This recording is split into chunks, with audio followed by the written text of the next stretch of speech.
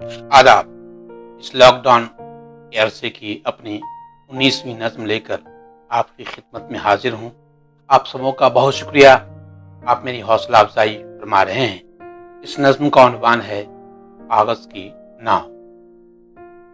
चलती जा रही थी, बहुत तेज चलती जा रही थी, चलती जा रही थी, बहुत तेज चलती जा रही थी, हवाओं के साथ अपना रुख बदलती जा रही थी। चलती जा रही थी, बहुत तेज चलती जा रही थी, हवाओं के साथ अपना रुख बदलती जा रही थी। मगर अचानक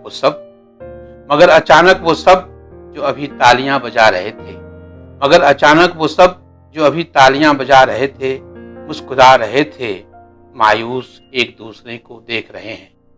अचानक वो सब जो अभी तालियां बजा रहे थे, मुस्कुरा रहे थे, मायूस एक दूसरे को देख रहे हैं कि झील में किसने फेंकी है कंकरी और दूर तक दायरा बनता गया है, और हिचकोले खाती वो कागज की नाव अपना वजूद खो बैठी है।